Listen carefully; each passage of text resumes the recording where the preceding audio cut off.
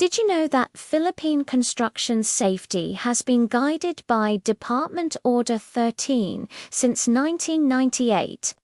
This crucial directive sets the rules to protect every worker on site.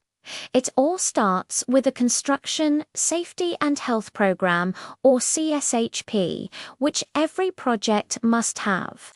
This plan covers everything from safety policies and training to waste disposal. Employers have big responsibilities.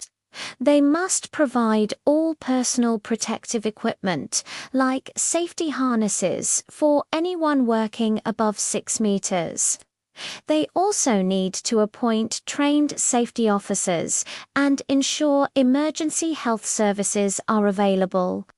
Clear signages for hazards and daily toolbox meetings are also mandatory. But safety is a team effort.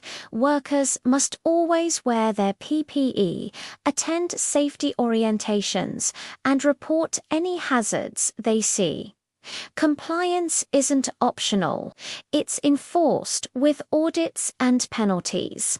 Following DO 13 doesn't just meet a requirement, it saves lives. Stay safe out there and follow for more OSH insights.